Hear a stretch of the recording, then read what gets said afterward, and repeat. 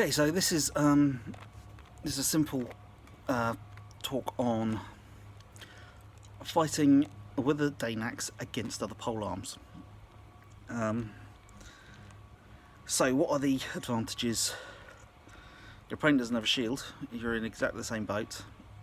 It's going to be fun, fast. It doesn't quite so much like knitting as fighting with two-handed spears.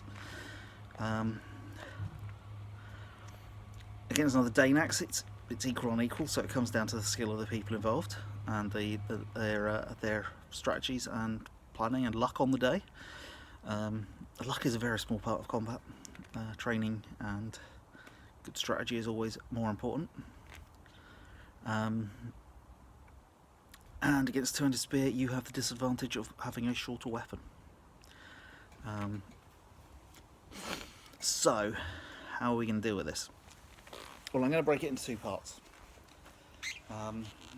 Against another Daneaxe, you need to come in ready to fight.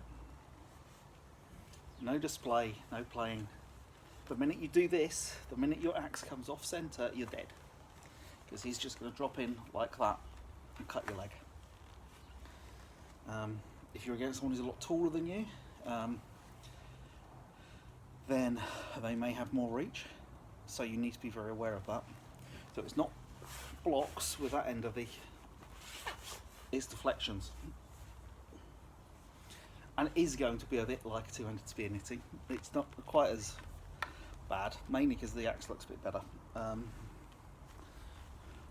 you're going to be here. You want to lower your guard and preferably maybe not take it back immediately, but you have to be ready to take it back, to just give yourself that couple of inches on that foot, or take your foot out of the way completely. It will come as no surprise to anyone that the side he's looking to attack is whichever side you point at him. So if I stand here, he's going to go for my right. If I go here, he's going to go for my left. It's very linear combat. It's very strategic, and it's going to be very much about who makes the first mistake. So yeah, going like this to try and intimidate him, you've made a mistake. You need to be up here, you need to be flexible. If you change line, do it, in balance. No involuntary bouncing or moving. No skittering. Good, clean moves. Changing lines. Coming in.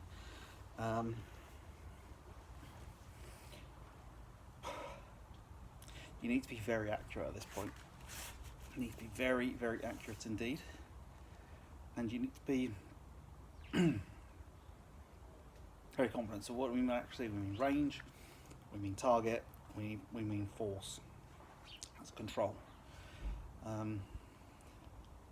You will only have, unless one of you kindly steps in way too close, you will only have that shoulder, that side, and that thigh to go for. Primary target's going to be there and there because that arm is going to be blocking most of the side. You can get around the back. One of you stepped in too close. Also, do not swing hard knit spine. Flat up the blade as you go in, tap them on the arse. If they're coming around the front, not only are you too close, but you've got the deflection. You're not planning on blocking with this bit. You're never planning on blocking with this bit. Go there. One thing you need to be very aware of, and I should really talk about this talking about fighting against single-handed spears. If someone comes in there and you try to block with your axe, if someone's coming for my chest there and I go there, that's not a block. That's a few hundred quid's worth of dental treatment. I've done it against single-handed spears, and twice I've done it, I've had the other warrior quite rightly call me out quite harshly, because losing a play fight and losing my teeth or breaking my jaw or my nose is no contest.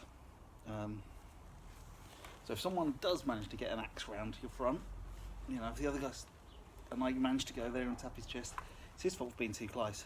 If he comes there, but be very aware as you put that blow in that you might panic. It's an instinctual response when your blood's up to go like that. So as you're putting it in, if you do put that in, if you get the chance to put it in, one, make sure there's not a better target. If he's doing that, his thigh's probably clear as well. His arse is probably clear as well. If you do it, be prepared for the fact that as you move in, he might block there. Like I say, very unlikely scenario to be in. More likely that you'll be in an open battlefield and someone thrusts at you with a spear, and you go like that, unthinkingly, because you 2 seconds ago you were thinking about the guys there.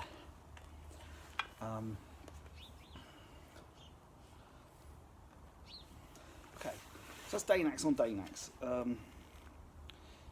Gonna be a very quick moving fight. Two-handed spear is different, because if I go up to a two-handed spearman and I rely on the fact that we've got roughly the same length weapon,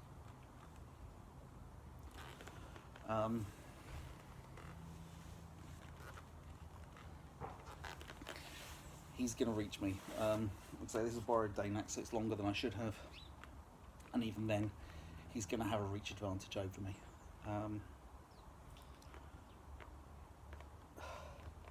So what he's going to do, what he's hoping for is for you to stand here and not be able to block.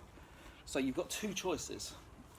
You've got what I'd say is the classic, is to actually do what they tell you in the test for blocks and bring your axe around this way. You're giving up range, but you're giving it range that you're already at disadvantage at, and you are blocking here. The idea being, if you can get control, you're unlikely to get a full circular parry. You know, you really want to be up here for a full circular parry. If he does go for your shoulder and you get that and you go whoosh, then that's when, you know, change your hands and come in. You know, on that side it's a hand change as he flicks off the end, and you come in there. On this side, you know, it's there and just a nice step in. Or vice versa, if you stand with your right hand forward. I tend to stand with my left forward.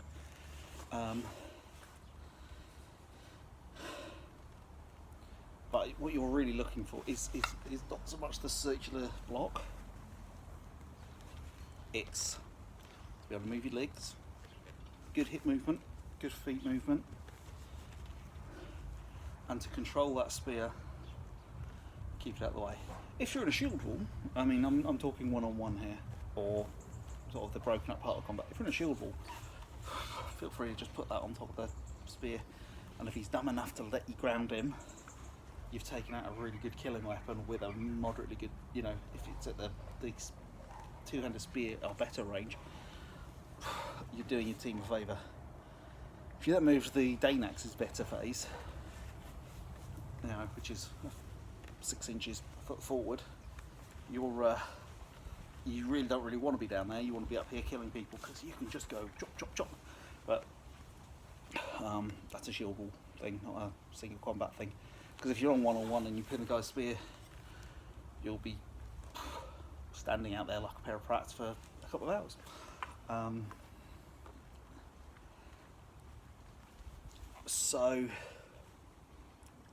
One other thing actually with the Daneaxe, we don't purposefully hook each other's heads and pull the axe out of each other's hands, unless the rules have changed drastically.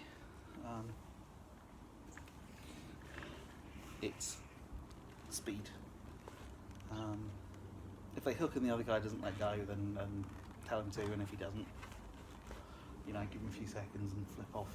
If he yanks, have a word with him afterwards, because he's an idiot. With a spear again then, so go in there, you've got your blocks. Your other option is to rely on your deflects. It says the advantage that your axe head is in a more aggressive position.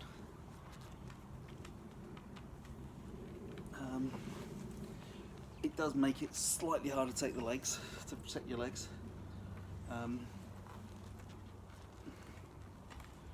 But what you have that the spearman doesn't have, of course, is this sticking out the side. So as they come in with their spear and it goes for a straight thrust for my thigh here, I drop and take it to the side, try and come up and step in. And it's not a big step in because we've both got pole arms.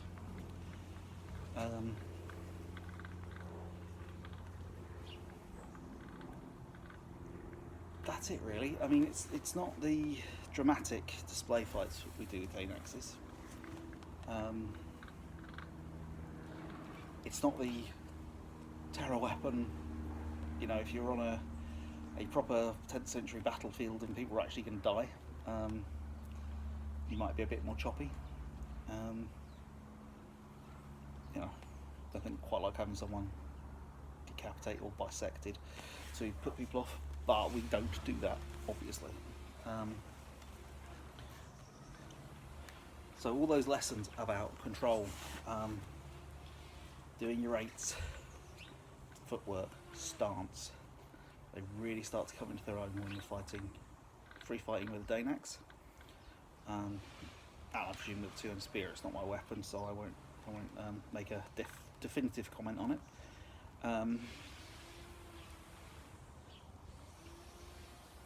And confidence, that's a big part of it. If the other person can bully you, it's not your weapon. Learn to be tougher, or carry on fighting with sword and shield. Just keep it moving and be aware of your space. To be honest, a Daneaxe, very few of us who would enter a very competitive circle and expect to win with a Daneaxe. We might enter a circle, see how far we got with a Daneaxe. But it's a good weapon, and that extra challenge when you face a certain spear does add a bit of spice to it. Fighting against another Daneaxe man is always good. So I hope that's helpful, and I will make another video next week.